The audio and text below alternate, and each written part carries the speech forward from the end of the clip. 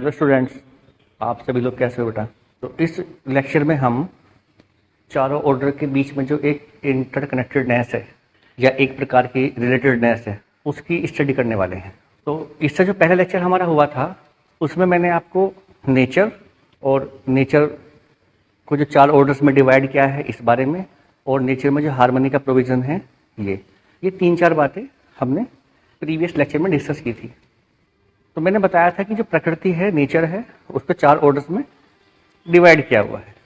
ये ऑर्डर्स क्या हैं तो मैं एक बार दोबारा से आपको बता देता हूँ। जब भी मैं ऑर्डर्स के नाम आपको बताऊंगा तो मैं लार्जेस्ट ऑर्डर से और जो स्मॉलेस्ट ऑर्डर है इस क्रम में आपको बताऊंगा। तो बेटा जो सबसे पहला ऑर्डर है उसको बोलते हैं मैटेरियल ऑर्डर, अर्थात पदार्थ अवस्था, है ना। इस ऑर्डर में जो यूनिट्स हैं वो कौन सी हैं उनको भी देख लेते हैं। तो इस ऑर्डर में आने वाली यूनिट्स हैं air, water, soil, minerals, metals, rocks, mountains, reverse, fossil fuels etcetera. ये सभी जो नॉन लिविंग थिंग्स हैं ये सभी पदार्थ अवस्था में आती हैं। अब हम सेकंड ऑर्डर को देखते हैं। Second order is plant order, या इसका दूसरा नाम है प्राणिक ऑर्डर, या कहते हैं इसको बायो ऑर्डर, है ना। इस ऑर्डर के अंतर्गत जितने भी प्लांट्स हैं वो सभी आ जाते हैं। वो प्लांट्स चाहे पानी वाले हों, एक्वेटिक प्लांट्स हों या टेरेस्ट्रियल हों, लैंड बेस्ड हों, सभी प्लांट्स इसी ऑर्डर में आते हैं।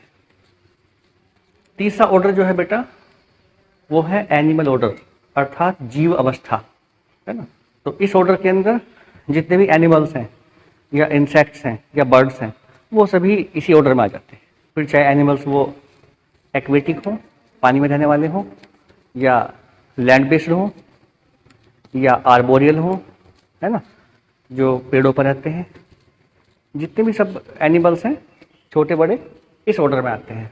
अब जो नेक्स्ट ऑर्डर है दैट इज सबसे छोटा ऑर्डर जो है दैट इज ह्यूमन ऑर्डर, अर्थात मानव अवस्था, या कह सकते हैं इसको ज्ञान अवस्था, है ना। क्योंकि मानव में ही चीज़ों को या अस्तित्व की रियलिटी को समझने का पोटेंशियल है। अस्तित्व में जो हार्मनी का प्रोविज़न है उसको समझने का पोटेंशियल मानव के पास है, इसलिए मानव को ज्ञान अवस्था में रखा गया है। ठीक है, तो इसमें जो है ह्यूमन बींग्स आते हैं।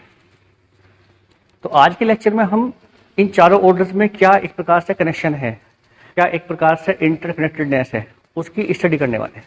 तो हम जो है तो प्रस्ताव रूप में ऐसा बताया गया है कि ये जो चारों अवस्थाएं हैं ये एक दूसरे की परस्पर पूरक हैं, कि इन चारों अवस्थाओं में एक प्रकार का म्यूचुअल फुलफिलमेंट देखने को मिलता है ना।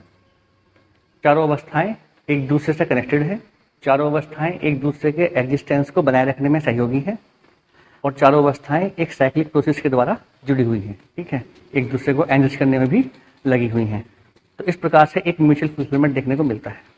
ठीक है, अब कंटेंट में प्रपोजल के फॉर्म में एक बात और बताई गई है कि वर्तमान समय में, है ना, जब हम देखते हैं तो प्राकृतिक रूप से जो पहले तीन ऑर्डर्स हैं अर्थात मटेरियल, प्राणिक एंड एनिमल, इन तीन ऑर्डर्स में तो प्राकृतिक रूप से म्यूचुअल फुलफिलमेंट देखने को मिलता है ना।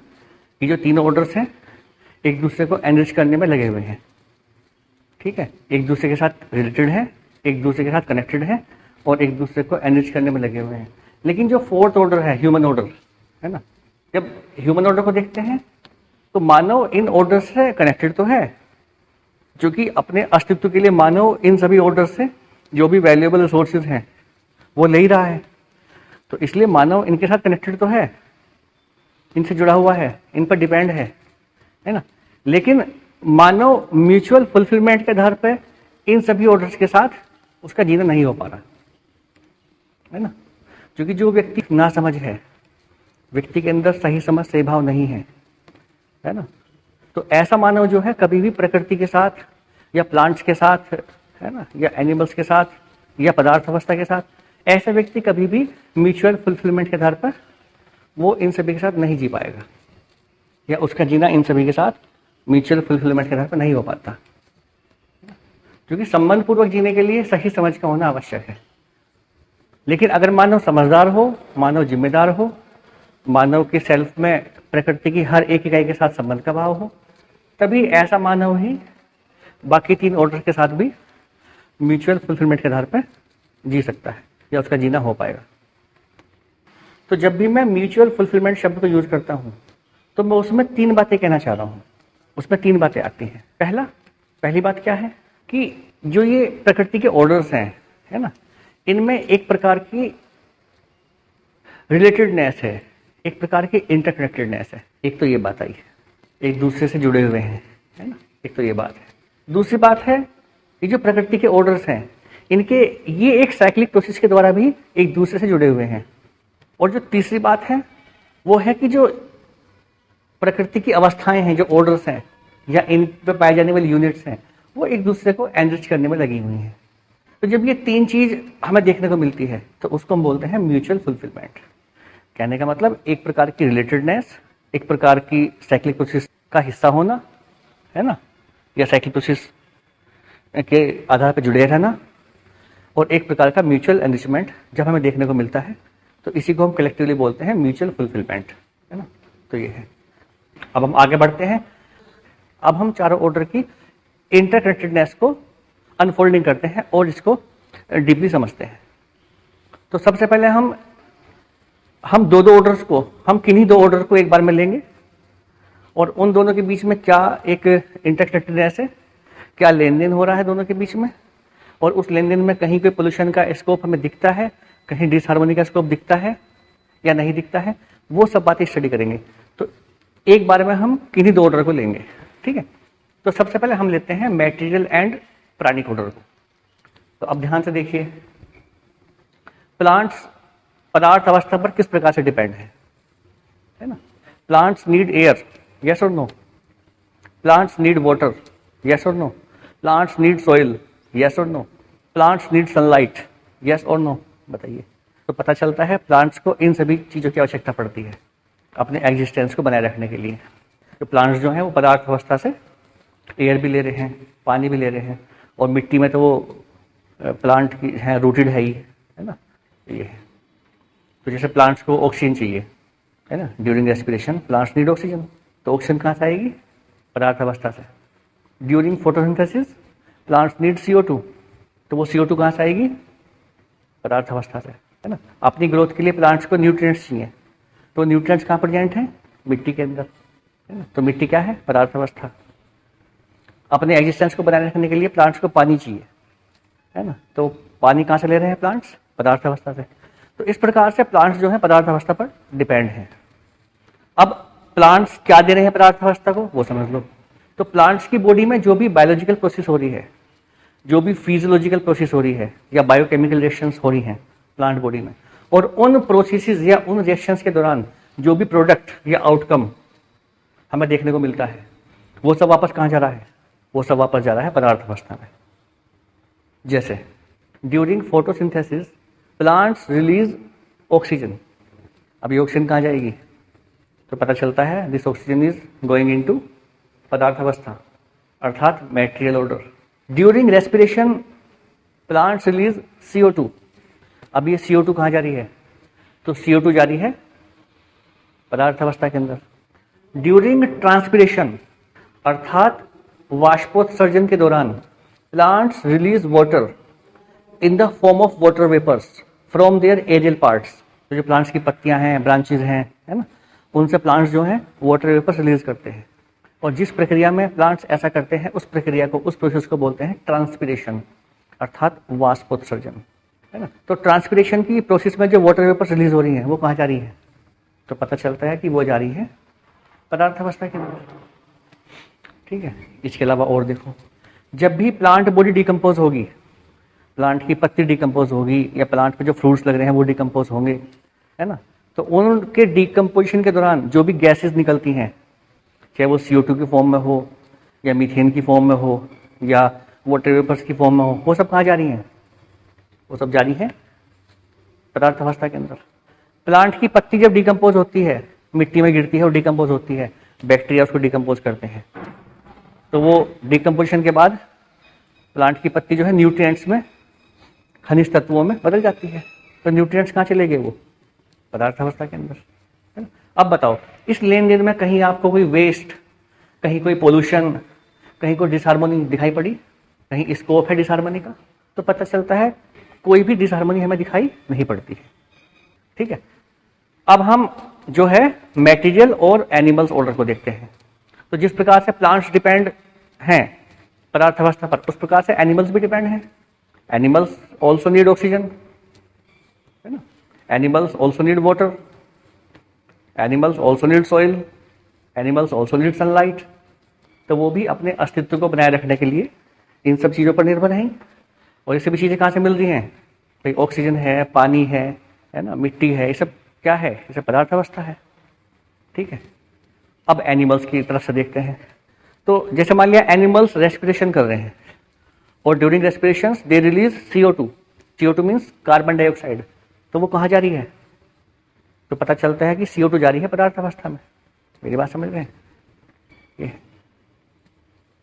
इसके अलावा जो एनिमल्स की बॉडी से निकलने वाला फीकल मैटर है, यूरिन है, मलमूत्र है, गोबर है, वो कहाँ जाता है बताओ? तो वो मिट्टी में गिरता है। तो मिट्टी क्या है? पदार्थ अवस्था है। ठीक है, जब एनिमल की बॉडी डिकम्पोज होती है ना, तो डिकम्पोजिशन के दौरान जो भी गैसेस निकलती हैं वो कहाँ जाती हैं? पदार्थ अवस्था के अंदर।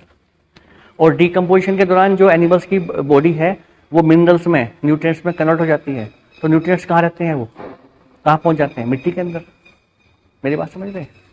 तो इस प्रकार से एनिमल्स की बॉडी में जो भी कोई बायोलॉजिकल प्रोसेस हो रही है, जो भी कोई बायोकेमिकल रिएक्शंस हो रही हैं, और उसके एज ए रिजल्ट जो भी कुछ प्रोडक्ट बन रहा है, वो सब कहाँ जा रहा है? Ultimately that product is going into material order, पदार्थ अवस्था में जा रहा है। ठीक है, तो बताओ कहीं कोई गंदगी का, पोल्यूशन का स्कोप दिखाई पड़ा? कभी आपने सुना कि जंगल में जानवरों ने पोल्यूशन कर रखा है? कभी सुना है ऐसा आपने? क्योंकि जानवर पोल्यूशन करते ही नहीं है, एनिमल्स पोल्यूशन करते ही नहीं है। अगर वो जंगल में रह रहे हैं पोल्यूशन होता ही नहीं है, क्योंकि एक दूसरे को एनरिच करने में लगे हुए हैं सब। अब देखिए, मान लिया एनिमल की बॉडी से कुछ निकलता है, मान लिया एनिमल की बॉडी से मलमूत्र निकलता है, फीकल मैटर निकलता है, वो मिट्टी में गिरता है, उससे मिट्टी एनरिच होती है, मिट्टी उपजाऊ बनती है। अब मिट्टी उपजाऊ होती है तो वो उतने ही प्लांट की ग्रोथ को सपोर्ट करती है, उससे प्लांट एनरिच होते हैं। तो एनिमल के फीकल मैटर ने मिट्टी को एनरिच किया, और मिट्टी ने फिर प्लांट्स को एनरिच किया, और प्लांट्स एनरिच होगा तो उसकी ग्रोथ बनी रहेगी, सस्टेन रहेगी, अच्छे से ग्रोथ होगी। तो उस पर जो शाकाहारी जीव डिपेंड हैं वो एनरिच होंगे, क्योंकि शाकाहारी जीव तो पेड़ पौधों पर डिपेंड है। तो वो जो प्लांट है ना, वो शाकाहारी जीव की ग्रोथ को सपोर्ट करेगा, उनको एनरिच करेगा। शाकाहारी जीव जो है वो मांसाहारी जीव को एनरिच करेंगे, क्योंकि मांसाहारी जीव जो है वो शाकाहारी पर डिपेंड है। तो इस प्रकार से जो यूनिट्स हैं एक दूसरे को एनरिच करने में लगी हुई हैं, जो ऑर्डर्स हैं एक दूसरे को एनरिच करने में लगे हुए हैं। ठीक है, अब देखिए प्लांट और एनिमल्स के बीच का देखते हैं। तो प्लांट्स किस प्रकार से हेल्प करते हैं एनिमल्स की? तो plants provide shelter, plants provide habitat for animals to live. जैसे मैं आपसे क्वेश्चन पूछूं कि where do wild animals live, मान लिया प्रश्न मैंने आपसे पूछा कि वाइल्ड एनिमल्स कहाँ रहते हैं, तो your answer will be they live in forest. तो इसका मतलब फॉरेस्ट का मतलब प्लांट्स। मेरी बात समझ रहे हो ना? इसका मतलब जो फॉरेस्ट है या प्लांट्स हैं they provide shelter to wild animals. एक तो ये हो गया। इसके अलावा जो फॉरेस्ट है या प्लांट्स हैं दे प्रोवाइड फूड या दे प्रोवाइड फोडर, चारा है ना, या भोजन पशुओं के लिए, एनिमल्स के लिए प्रोवाइड कर ही रहे हैं। तो प्लांट्स जो हैं एनिमल्स को शेल्टर भी दे रहे हैं, और प्लांट्स से एनिमल्स को फूड भी मिल रहा है ना। और भी बहुत सारे एग्जाम्पल्स हैं, लेकिन ये दो मोटे मोटे एग्जाम्पल्स हैं, मैंने आपके सामने रख दिए। तो एक लेन देन चल रहा है ना। अब देखते हैं एनिमल्स कैसे हेल्प करते हैं प्लांट्स की। तो आप लोगों ने पढ़ा होगा साइंस में एक प्रोसेस होती है जिसको बोलते हैं पॉलिनेशन, परागण, है ना। तो परागण में जो है एनिमल्स जो है प्लांट्स की हेल्प करते हैं। जैसे मधुमक्खी है, वो एक फूल के ऊपर बैठती है, मेल फ्लावर, और जब वो बैठती है और उस फ्लावर का रस चूसती है, नेक्टर को सक करती है, रस को बोलते हैं नेक्टर। इसी नेक्टर से बाद में फिर शहद बनता है।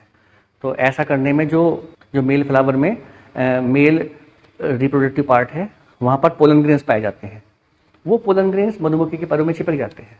अब यही मधुमक्खी उड़ती है और किसी दूसरे फ्लावर पर जाकर बैठ जाती है, और मान लिया वो दूसरा फ्लावर जो है फीमेल फ्लावर है।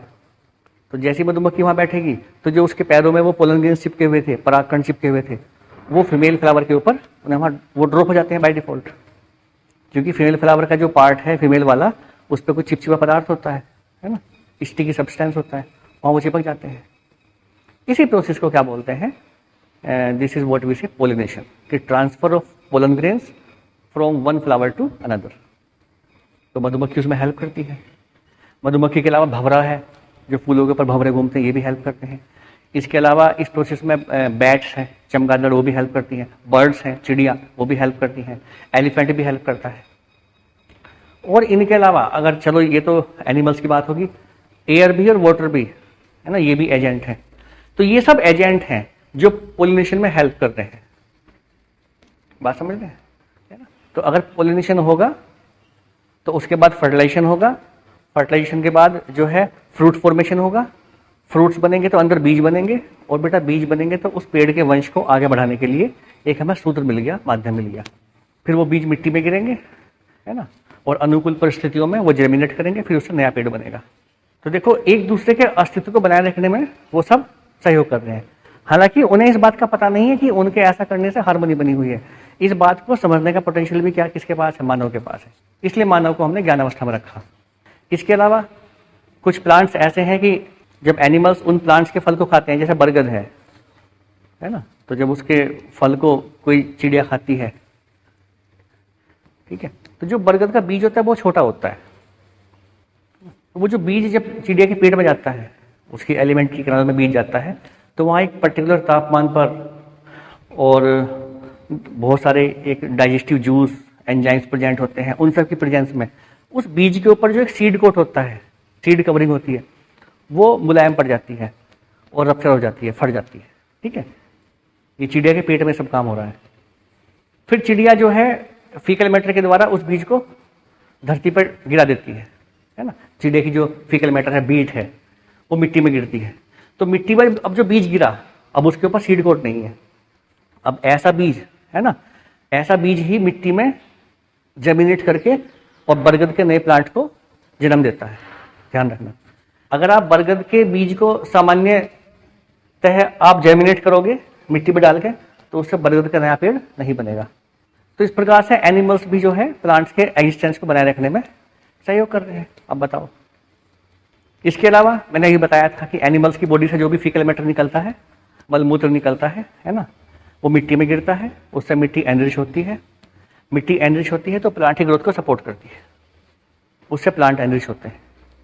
अब बताओ, इस लेन देन में, इस ट्रांजेक्शन में कहीं कोई वेस्ट, कहीं कोई पोल्यूशन, कहीं कोई डिसहार्मनी का स्कोप दिखाई पड़ा आप लोगों को? तो पता चलता है कि कहीं कोई स्कोप ऐसा नहीं दिखता, एक हार्मनी बनी हुई है वो दिखती है। ठीक है, ये हो गया। तो इसलिए वो स्टेटमेंट में फिर रिपीट कर दे रहा हूं कि प्राकृतिक रूप से जो पहली तीन अवस्थाएं हैं, अर्थात मैटेरियल ऑर्डर, प्राणिक ऑर्डर एंड एनिमल ऑर्डर, तो प्राकृतिक रूप से इन तीन अवस्थाओं में एक म्यूचुअल फुलफिलमेंट देखने को मिलता है। ठीक है, अब मानव की बारी आती है। तो मानव भी कनेक्टेड है इन सभी से। तो मानव जो है उसको पदार्थ स्तर पर भी निर्भरता मानव की है, मानव की निर्भरता प्लांट्स पर भी है, और मानव की डिपेंडेंसी एनिमल्स पर भी है। तो जब हम मानव के डिपेंडेंसी को देखते हैं तो उसमें एक बात ये पता चलती है कि मानव जो है प्रकृति के तीनों ऑर्डर से, जो ऊपर मेंशन करे हैं, बताए थे, है ना, उनसे जो भी वैल्यूएबल रिसोर्सेज है उनको तो ले लेता है, लेकिन जब देने की बारी आती है तो मानव क्या देता है? मानव एक प्रकार की डिसहार्मनी क्रिएट करता है अपने इंटरेक्शन में। मानव देता है वेस्ट, है ना, solid waste, liquid waste, gaseous waste. मानव करता है पोल्यूशन, है ना। इस प्रकार से मानव जो है जब देने की बारी आती है तो मानव इस प्रकार से प्रकृति को एक्सप्लॉइट करता है ना। इसलिए कहा गया कि जो मानव का जो ट्रांजेक्शन हो रहा है, जो मानव का इंटरेक्शन हो रहा है प्रकृति के साथ, वो हार्मोनियस वे में नहीं हो पा रहा। और जब तक मानव समझदार, जिम्मेदार नहीं होगा, जब तक मानव में सही समझ, सेवा इंश्योर नहीं होगा, तब तक मानव प्रकृति के साथ संबंध पूर्वक नहीं जी पाएगा, एक म्यूचुअल फुलफिलमेंट के आधार पर नहीं जी पाएगा। अब हम क्या करते हैं, ह्यूमन और जो प्लांट ऑर्डर है उसके बीच में क्या इंटरेक्शन हो रहा है उसको देख लेते हैं। अब देखिए, प्लांट्स किस प्रकार से हेल्प कर रहे हैं ह्यूमंस की, प्लांट्स बोल दें या फॉरेस्ट बोल दें, कैसे हेल्प कर रहे हैं ह्यूमंस की, देखिए, है ना। तो हमें, अगर हम ध्यान से देखें तो मानव को क्या मिलता है प्लांट से या फॉरेस्ट से, हमें क्या मिलता है? तो forest providers a lot of valuable products like fodder for our animals, like food, like fruits, like fibers, है ना। इसके अलावा फ्यूल वुड, इसके अलावा टिम्बर, इसके अलावा गम्स, गम्स का मतलब गोंद, गोंद का मतलब चिपचिपा पदार्थ, medicines, resins etcetera. All these valuable products we get from plants और वी गेट फ्रॉम फॉरेस्ट। अब देखो, अब मानव का रोल क्या है, मानव क्या करता है, ना समझ मानव किस प्रकार से डील करता है। तो मानव क्या करता है, जब इन प्लांट्स से इन चीजों को लेता है ना, तो प्लांट को काट ही देता है। तो मानव क्या करता है, प्लांट्स को काट देता है। इसी प्रोसेस को बोलते हैं डिफोरेस्टेशन। और जबकि होना क्या चाहिए, होना यह चाहिए कि अगर हम प्लांट से चीज ले रहे हैं तो प्लांट की ग्रोथ भी सस्टेन रहे, ऐसा कुछ किया जाए और फिर प्लांटेशन भी किया जाए ताकि उस प्लांट्स की जो अवेलेबिलिटी बनी रहे। यह है। तो मानव क्या कर रहा है, human beings are cutting down the trees in order to fulfil their needs. अब हम ह्यूमन और एनिमल्स के बीच का इंटरेक्शन देखते हैं। तो मानव किस प्रकार से डिपेंड है एनिमल्स पर, देखो ध्यान से। तो मानव जो है मिल्क के लिए, मीट के लिए, एग्स के लिए, स्किन के लिए, फर के लिए, है ना, वो डिपेंड है ही एनिमल्स पर। इसके अलावा रिक्रिएशन, है ना, अपने आनंद के लिए, अपने मजे के लिए वो एनिमल्स को जो है नचाता है, दौड़ाता है सर्कस में। इसके अलावा जो एनिमल पावर है ना, उसको भी यूज करता है, जैसे बैलगाड़ी वगैरह में उसको यूज करता है। अब बदले में जब देने की बारी आती है तो मानव का व्यवहार देखो, ह्यूमन बिहेवियर क्या है एनिमल्स के प्रति, है ना। तो देने की बारी आती है तो मानव क्या करता है, हंटिंग करता है, पोचिंग करता है। हंटिंग का मतलब होता है बेटा illegal killing of wild animals, है ना, इधर फॉर फूड और फॉर रिक्रिएशन।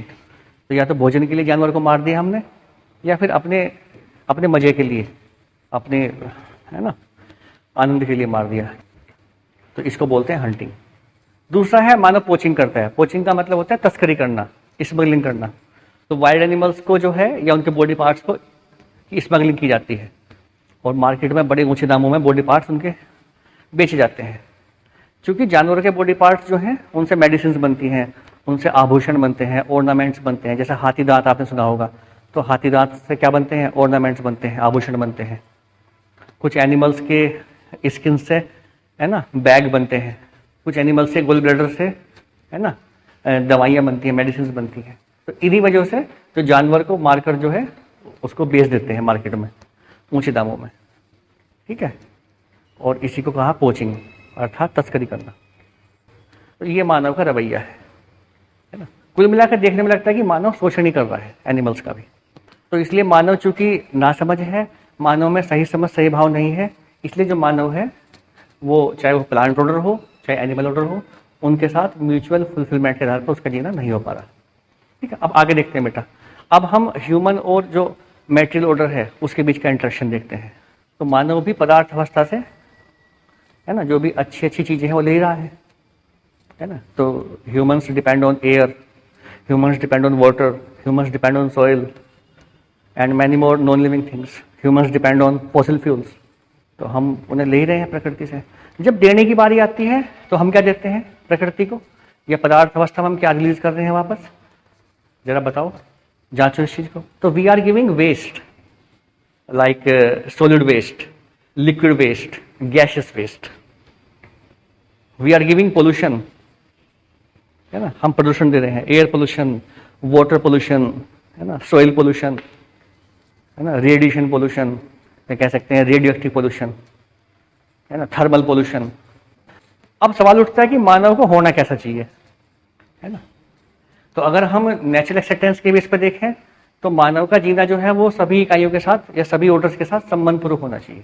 तो ये प्रकृति में हार्मोनी सस्टेन तभी रहेगी जब मानव का जीना भी सभी ऑर्डर के साथ संबंधपूर्वक हो पाए, है ना। अर्थात मानव हार्मोनी के प्रोविजन को समझकर और सभी ऑर्डर्स के साथ एक कॉम्प्लीमेंट्री वे में होकर जी पाए, एक सहयोगी बन के जी पाए, तभी हार्मोनी जो है निरंतरता में सस्टेन रहेगी। इसलिए मानव की जो है एक ड्यूटी बनती है, मानव की एक जिम्मेदारी बनती है कि वो बाकी जो जैसे प्लांट ऑर्डर है और एनिमल ऑर्डर है उनको एनरिच करे, अर्थात उनका संवर्धन करे, उनको प्रोटेक्शन करे, अर्थात उनका संरक्षण करे, और उनका राइट यूटिलाइजेशन करे, अर्थात उनका सदुपयोग करे। ये मानव की जिम्मेदारी है। तो अगर मानव ऐसा कर पाता है तब हम कह पाएंगे कि मानव भी एक म्यूचुअल फुलफिलमेंट के आधार पर जी पा रहा है। ऐसे ही मानव की ड्यूटी बनती है, मानव की जिम्मेदारी बनती है कि वो पदार्थ अवस्था के साथ कैसे जी पाए, कि वो इस बात को इंश्योर करे कि जो पदार्थ अवस्था है उसकी क्वालिटी सस्टेन रहे। तो जैसे एयर की एक एटमॉस्फेरिक कंपोजिशन है, एयर की क्वालिटी है, तो वो क्वालिटी बनी रहे, वाटर की क्वालिटी भी बनी रहे, है ना। मिट्टी की, लैंड की क्वालिटी है वो भी सस्टेन रहे। क्योंकि क्वालिटी सस्टेन रहेगी तो तभी हार्मोनी भी सस्टेन रहेगी, ध्यान रखना। तो अगर पदार्थ अवस्था के जो कंस्टिट्यूएंट्स हैं, यूनिट्स हैं, अगर उनकी क्वालिटी डिग्रेड होती है ना, या वो पोल्यूटेड होते हैं, तो उसका इम्पैक्ट जो है हम सभी पर नेगेटिव इम्पैक्ट देखने को मिलेगा, है ना। तो इसलिए ये मानव की जिम्मेदारी बनती है कि वो हवा, पानी, मिट्टी की क्वालिटी को मेंटेन रखे, अर्थात उनको कंजर्व करे, उनका संरक्षण करे। तो अगर इस प्रकार से मानव जी पाए तो तब कह सकते हैं कि मानव का जीना एक हार्मोनियस वे में हो पा रहा है, या एक म्यूचुअल फुलफिलमेंट के आधार पर मानव का जीना सभी के साथ हो पा रहा है। तो ऐसा मानव को होना चाहिए, ठीक है। तो मैं समझता हूँ कि जो कंसेप्ट मैंने आपको बताया है आज, तो आप लोग उसे समझ गए होंगे। तो मुझे धैर्यपूर्वक सुनने के लिए आप सभी का बहुत बहुत धन्यवाद। ओके बेटा।